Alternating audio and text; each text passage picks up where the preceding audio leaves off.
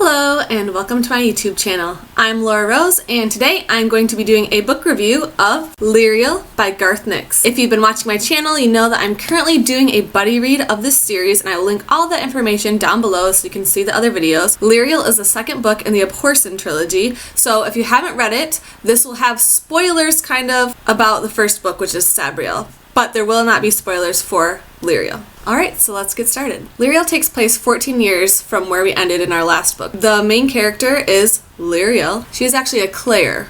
Clare? Clare. That is another thing I'm probably pronouncing wrong. C-L-A-Y-R. We learn a little bit about the Clare in the first book, and this book we actually get to see from her perspective. Lyriel was born a Clare, but she is sort of an outcast in their community because she doesn't have the sight.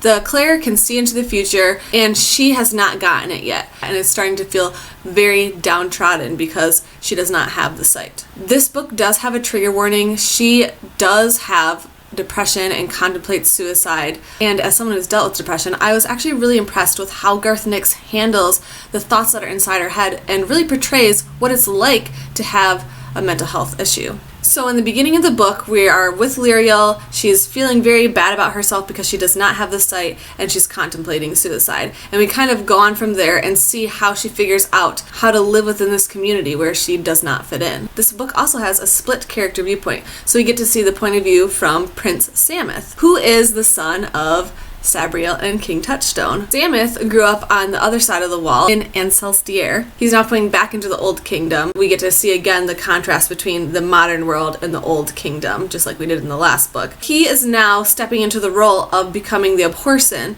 and has a lot of bad feelings about that. In the beginning of the book, he kind of suffers a traumatic experience in death and then realizes that he does not want to be the Abhorsen. And he kind of deals with that problem throughout the entire book and how he can avoid what is supposedly his destiny. These are our two main characters throughout the book, and eventually their paths do intersect and we get to see how they interact with each other. Another main character that I will mention quickly is Dog, and that is a creature that Lyriel kind of creates. Dog is similar to Mogget, and you get to find out a little bit more about Mogget and Dog's history as the book continues on. She is, again, a great companion, just like Mogget was in the first book, although unlike Mogget, she's very agreeable and happy and helpful.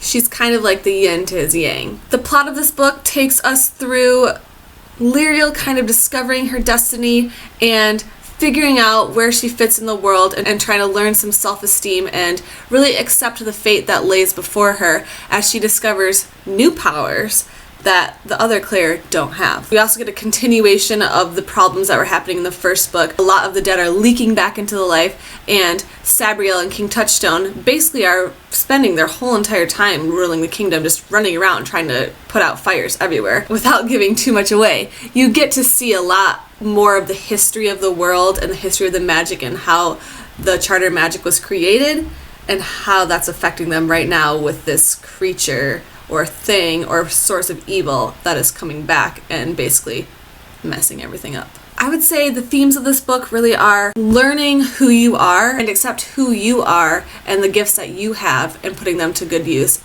instead of wanting something else that you can't or won't ever have. There's also a lot about fate and destiny, which is kind of what we saw in Sabriel as well. And that's part of the reason why I love these books so much, because you kind of feel like these characters are fulfilling this destiny that was laid out for them thousands of years ago. All these elements that tie together, and you just feel like you're reading the right place at the right time. You're just amazed at how he lays everything out.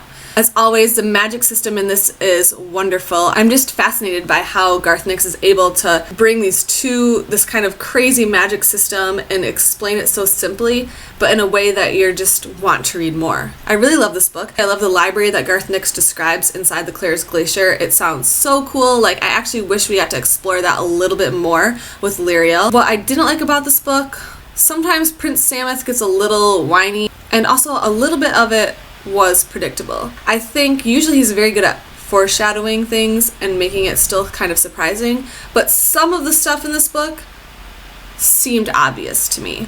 And that might have been because I read it before, but overall, I loved this book. I actually think it was better than the first one, and I read it in like 3 days. Oh my gosh, I couldn't put it down. After we opened presents on Christmas Day, I just ignored my family for like 2 hours so I could keep reading. Garth Nix is just such an amazing writer, and I can't believe how wonderful this was. If you haven't read the Porcelain series, you really should pick it up. So go pick it up. Let me know what you think about this book, this series, this video. Make sure you like, comment, and subscribe. And thanks for watching. Have a glittery day.